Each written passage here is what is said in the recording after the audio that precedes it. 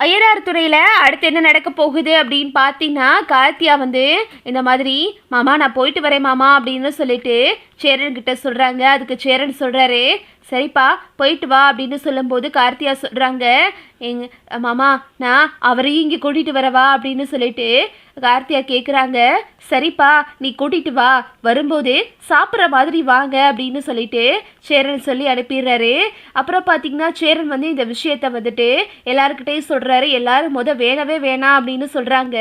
அப்புறம் பார்த்தீங்கன்னா சேரனுக்கு நிலா சப்போர்ட் பண்ணி சரி வாங்கண்ணே நம்ம சமைப்போம் அப்படின்னு சொல்லிட்டு நிலாவும் சேரனும் அடுப்படியில் நின்று சமைச்சுக்கிட்டு இருக்காங்க. இங்கிட்ட பார்த்தீங்கன்னா சேரனோட அப்பா வர்றாரு. என்னடா இவ்வளோ வகை வகையாக சமைச்சுக்கிட்டு இருக்க அப்படின்னு கேட்கும்போது உடனே நிலா சொல்கிறாங்க கார்த்திகாவும் அவங்க வீட்டுக்காரும் இங்கே வந்து சாப்பிட வர்றாங்க அப்படின்னு சொன்னதும் சேரனோட அப்பா வந்து கத்த ஆரம்பிச்சுறாரு.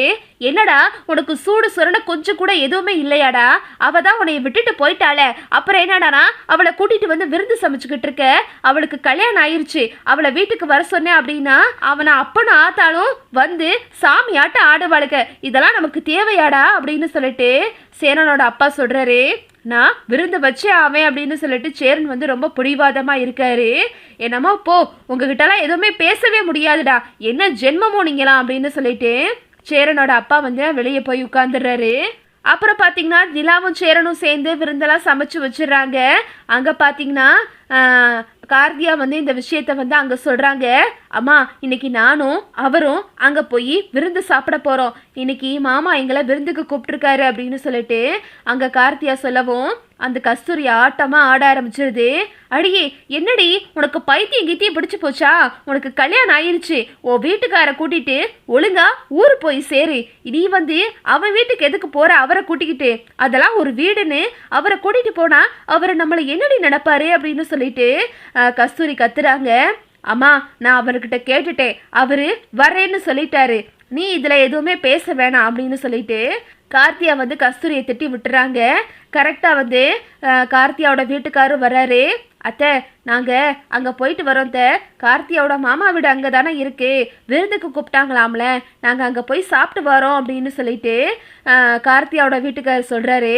உடனே வந்துட்டு கார்த்தியாவோட அப்பா சொல்கிறாரு எதுக்கு மாப்பிள்ள இங்கே இருங்க, அங்கெல்லாம் வேணாம் அப்படின்னு சொல்லும்போது உடனே கார்த்தியா சொல்கிறாங்க அவரே வரேன்னு சொல்லிட்டார்ல, நானும் அவரும் போகிறோம், நீங்கள் யாரும் வர வேணாம் அப்படின்னு சொல்லிட்டு கார்த்தியா வந்து அவரை கூட்டிக்கிட்டு சேரன் வீட்டுக்கு வந்து நிற்கிறாங்க.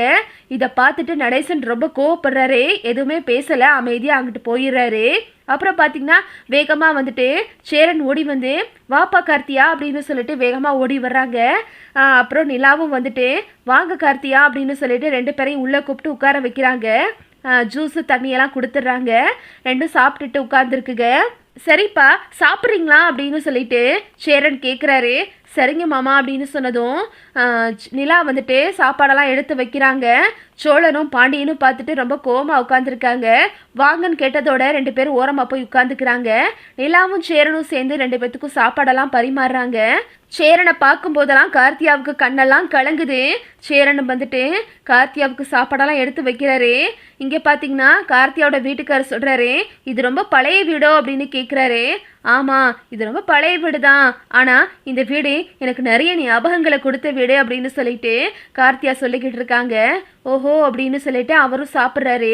எல்லா சாப்பாடெல்லாம் சூப்பராக இருக்குது அப்படின்னு சொல்லிட்டு அவரும் சாப்பிட்டுக்கிட்டு இருக்காரு. அப்புறம் பார்த்தீங்கன்னா கார்த்தியா வந்து சாப்பிட்டுக்கிட்டு இருக்கும் போது திடீர்னு மயக்கம் போட்டு கீழே விழுந்துடுறாங்க. என்னாச்சு கார்த்தியா என்னாச்சு அப்படின்னு சொல்லிட்டு எல்லாம் வந்து பதறி அடித்து பார்க்குறாங்க. கார்த்தியா வந்து மாமா நான் உங்கள் கையால் சாப்பிட்டு என் உயிரை விடணும்னு நினைக்கிறேன், அதனால தான் நான் ஏற்கனவே விஷ மருந்தை குடிச்சிட்டு நான் இங்கே வந்திருக்கேன், கடைசியாக உங்கள் கையால் சாப்பிட்டு உங்கள் மடியிலேயே என் உயிர் போகட்டுமாமா அப்படின்னு சொல்லிட்டு கார்த்தியா வந்துட்டு அழுகுது. சேரன் ஓடி வந்து கார்த்தியா அப்படி சொல்லாத கார்த்தியா அப்படின்னு சொல்லிட்டு சேரன் அழுகிறாரு. கார்த்தியோட வீட்டுக்காருக்கு என்ன சொல்றதுனே தெரியல, அப்படியே அதிர்ச்சியாகி நிற்கிறாரு. கார்த்தியா வந்து அந்த இடத்துல மயக்கம் போட்டு விழுந்துடுறாங்க. வேகமா சேரன் வந்து கார்த்தியாவை தூக்கிட்டு கார் எடுத்துட்டு ஆஸ்பத்திரிக்கு கூட்டிட்டு போறாரு. சதீஷுக்கு என்ன சொல்றதே தெரியல, வேகமா வீட்டுக்கு ஓடுறாரு.